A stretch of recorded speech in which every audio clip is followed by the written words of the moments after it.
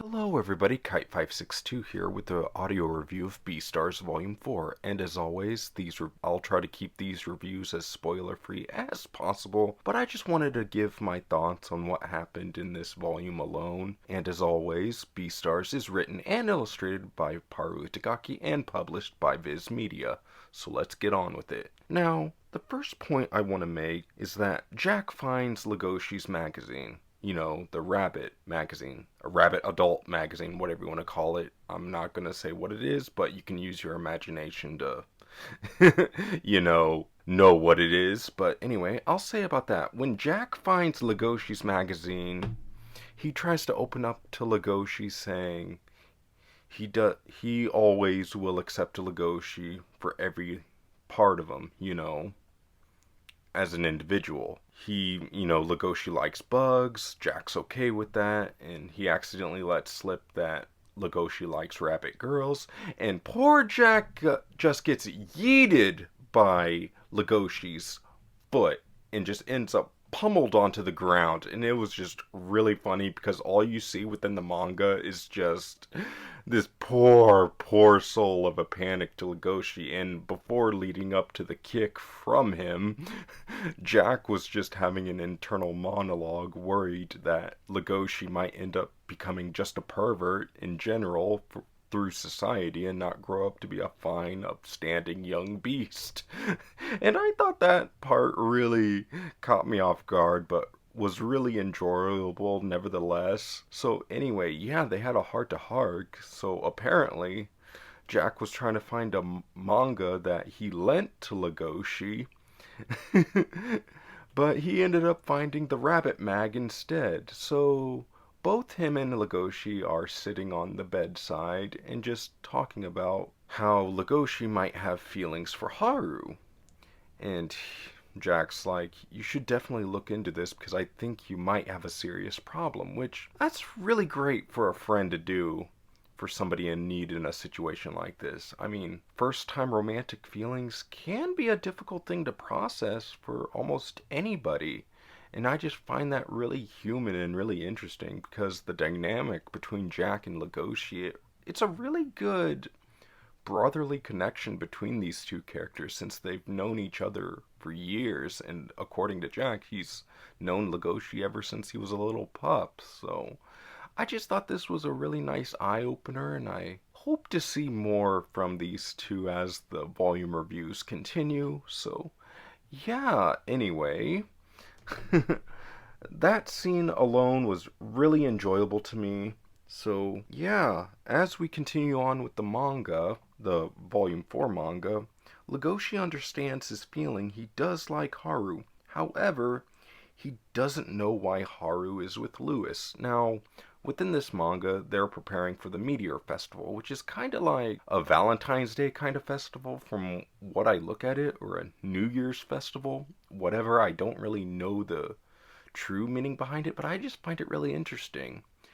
As Legoshi's preparing everything for the Meteor Festival, he notices from above the T-Rex papier-mâché statue that the students are creating is that Haru is with Louis, and Louis ends up giving Haru some head pats or just a pet on the head, and Legoshi's just looking at him with this cold, dead stare from a distance and above, and it is just amazing how this scene all boils out, or plays out, I should say. And it's just really great because you just see the pumping, and pumping of just emotions just building and building up with the Legoshi, and then near the end, he just accidentally ends up squeezing the 3 paint tubes in his hand, and they just end up exploding all over his hand, gashing all into his fur, and he just ends up realizing he likes Haru, but he ends up smearing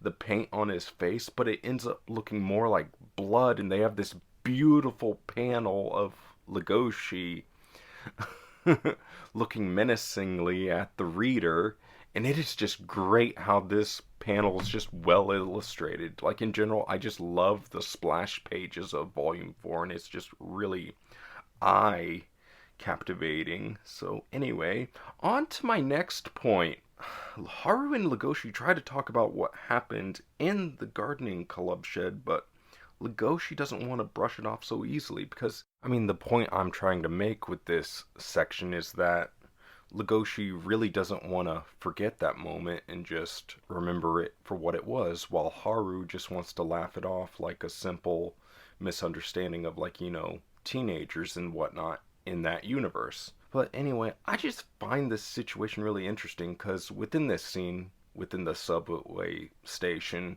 it just really opens up to a lot more deeper conversation between the two. So, according to Haru, Legoshi doesn't know what it feels like being in danger every day feels like, if that makes sense. So, anyway, let's put it this way. Carnivores have a lot of strength, they got claws, while herbivores are quote unquote weak in this universe, which is kind of literally true. I mean, look at what happened to Tim in Volume 1 with the predation incident. The poor guy ended up getting killed within the first volume. So I just thought this was a really eye-opening dynamic between the two species of carnivores and herbivores and how there's still a societal discrimination. But anyway, during the subway scene, the two end up trying to talk, and after what Haru does to open up to Legoshi a little bit about this is that she tries to go down another subway vehicle or cart, whatever. Can't really think straight right now, but hey, so another subway cart vehicle thing. Anyway, Legoshi grabs Haru's hand and Haru's like, "Let me go." She says it again, but louder, "Let me go." The police catch wind of this, and then bystanders catch wind of this, and things just start spiraling out of there. So Legoshi ends up grabbing Haru by the hand, and they end up sprinting to the nearest bathroom within the subway station and hiding. But in that bright shining moment, Legoshi was proud to be born a wolf, at least according to Volume 4. And I just thought it was a really beautiful, really well written part of this story. So it was just really great and really nice to see unfold within page after page of this manga volume alone. Anyway, the next point I want to talk about is Legoshi tries to tell Haru what happened that night, but Haru jumps in his explanation and said a carnivore attacked her once, but according to her, Haru couldn't see who her attacker was. But here's the thing, it was dark out that night during the predation of Tim and the situation between Legoshi and Haru within Volume 1. You know, the waterfall scene within Volume 1 or Volume 2. But anyway, it was just really great trying to see these two laugh it off, but still, Haru feels safe and happy around Legoshi since she loves spending time with them and she hopes to make more memories with them, I should say, with Legoshi, so don't get it confused. Anyway, now let's jump over to Louis and Juno. Now, Juno's cleaning up the dance rehearsal area of the drama club and Louis stumbles in. So Juno asks Louis to help her with her dance routine for the Meteor Festival since she was cast as one of the dinosaur dancers, whatever you want to call it. So anyway, they start to talk it out and do the practice and everything, but suddenly Juno realizes something. She has the strength alone to overpower Louis, so she ends up pinning him to the ground, and Louis like, is she gonna eat me or is she gonna try to kiss me? So anyway, according to Juno, female wolves hate conflict, and this is just according to Volume 4. So anyway, I just feel like the dynamic between Louis and Juno is just so wonderful and so interesting since Juno declares to Louis that she wants to become the next Beastar and make it a more peaceful place for carnivores, where carnivores can shine all alone. So yeah, that's just like all of these chunks that I'm going to talk about within this volume is just really interesting.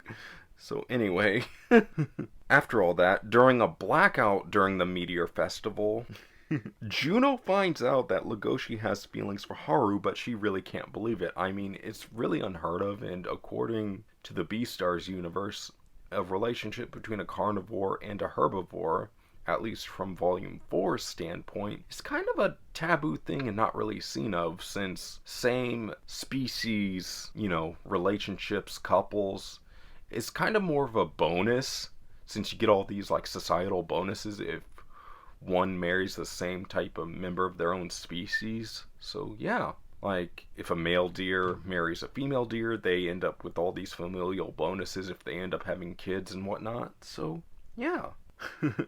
I just thought that was really funny at how Juno reacted to how Legoshi was treating Haru, but during the blackout, Legoshi was trying to find Haru to make sure she was safe because all of the herbivores and carnivores thought it was another predation attack. But more on that later. So yeah, everybody's on edge and Legoshi immediately goes for Haru while Bill and Alba the eagle and Bill the Bengal tiger, are trying to keep all the herbivores safe and calm. So Legoshi goes out on his own, finds Haru, but Haru mistakes Legoshi for Louis. So Legoshi ends up kneeling down to Haru's level and just, giving her a handkerchief just so she can wipe the dirt off her face. And I just feel kind of bad for Legoshi, but again, according to him, within this volume, even he can fake a smile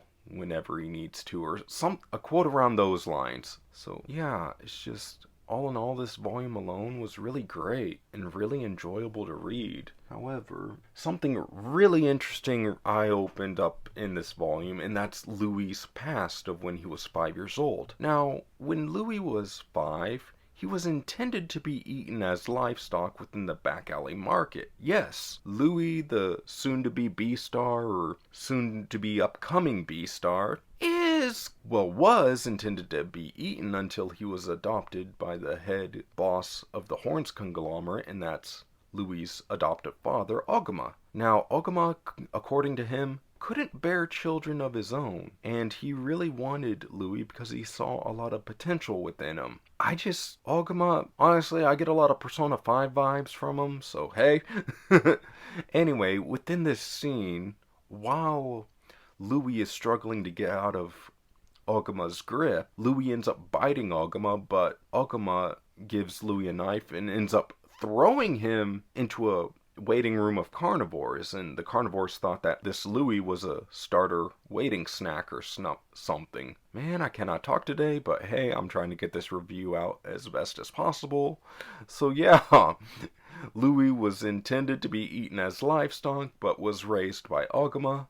So anyway, I'll cut this review now and just give my overall thoughts, because I don't want this review to go on for too long. Anyway, again, Volume 4 was a really well treat. It really opened up a lot of avenues for the characters within this story, and I cannot wait to review more. Again, I've read up to Volume 10, and Volume 11 is on its way, so I'll definitely do a review of that when I can. Anyway, this has been my review of Beastars Volume 4 by Paru Itagaki. So yeah, comment down below, like this video, and thank you for the 5 subscribers. I only made this channel to just talk about manga or whatever I find interesting. So yeah, this is Kite562 signing out. Again, like this video, comment, subscribe if you want to see more content from this channel, and I hope you have a wonderful day, everybody. Later.